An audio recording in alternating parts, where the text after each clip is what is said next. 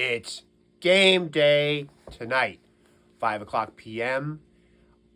Isles versus Panthers at the Emerald Bank Arena in Sunrise, Florida. If you're watching the game, it's on MSGSN. If you're in Florida, it's on Scripps. And it's also on Sports at Sports Network, SN in Canada tonight. The Isles are coming off an exciting 2-0 win against the Tampa Bay Lightning yesterday in Tampa on the first game of the back-to-back this weekend on Dads and Mentors Weekend. It should be an interesting game. The Florida Panthers are coming off a 7-6 overtime win against the Columbus Blue Jackets last night at home. Sam Bennett scored at the 4:56 mark of that overtime period, and it was an exciting game for them, but they were home. They didn't have to travel. The Panthers are struggling a bit this year. They are 13, 12, and 2.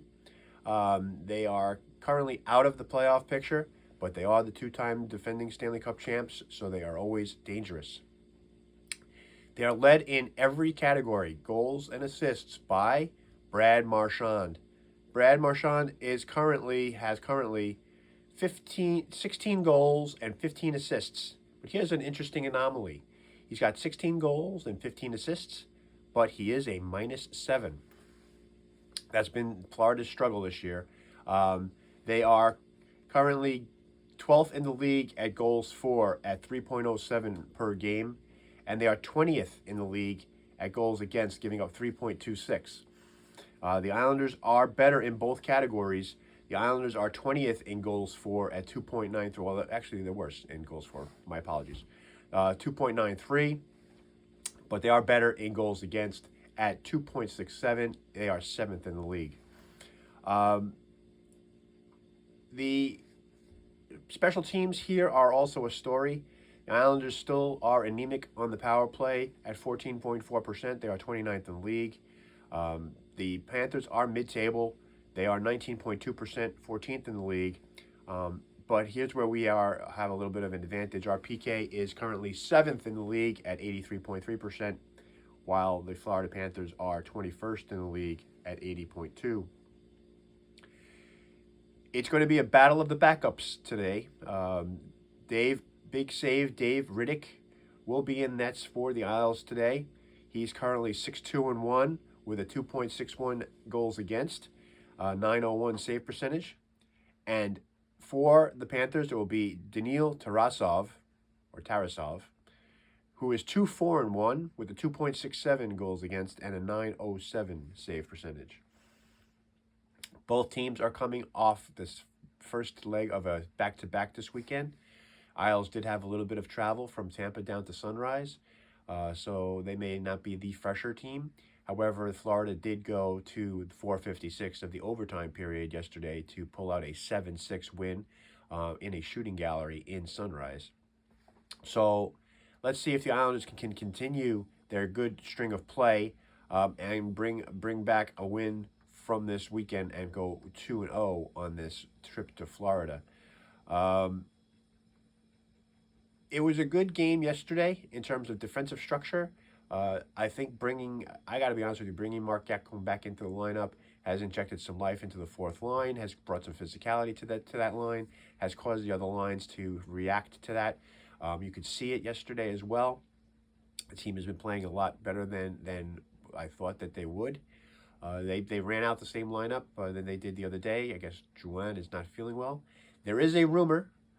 It was mentioned yesterday by Brandon on the broadcast that J.G. Pajot may make an appearance today against the Panthers. That would be a breath of fresh air if he could, bring an interjection of advantages on the faceoffs, as well as on our special teams, especially on the PK. But even if he's not back quite yet, I think the team has found a rhythm with the current group of guys they've got on the ice. So let's see if they can continue that today as they play Florida down in Sunrise. I'm looking forward to this game. I would really like to see them come back, and with the win under their belts, the standings are really tight. Right now, the Isles find themselves in third in the Metro Conference. They have 35 points with a record of 16, 10, and 3. But the spread between top and bottom being in and out of the playoffs right now is literally 2 points. The Caps, the Hurricanes, and the Islands are the leaders of the Metro at 37, 36, and 35 points. But the first two wild card spots right now are being held down by Washington and by Pittsburgh and Philadelphia, and they both have 33 points. And where it comes into play here is games played. The Isles and the Caps both have played 29 games. This will be their 30th game today for the Islanders. The Hurricanes have only played 27. They have 2 games in hand. But the Penguins and the Flyers have only played 26 games apiece. So they actually have 3 games in hand on the Islanders, and that is not good.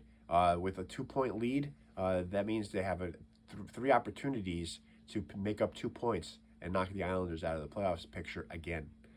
Like I said, this is going to be going down to the wire at the end of the year. The Islanders are going to be in the mix. It's going to come to a point where the Islanders are going to have to decide whether they're going to go for the playoffs or not. The Eastern Conference is really tightly packed. It's just amazing to see how tight this conference is. I'm looking right now. I'm going to click it. The top team in the conference has 37 points, and the bottom team in the conference has 26 points. So that is a 9-point spread between the two teams. I mean, it's crazy. It is really crazy. The goal here is to stay relevant, stay in the mix, bring the team back with still in a playoff position. We have 3 interesting games next week. Vegas, Anaheim, and our last game against Tampa are all slated for next Tuesday, next Thursday, and next Saturday.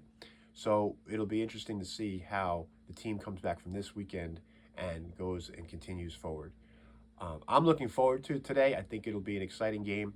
It's always exciting when you go down to Florida and play the 2-time defending Stanley Cup champs. They may be struggling right now, but they are champions, and they are brave champions for a reason. They are a very good team.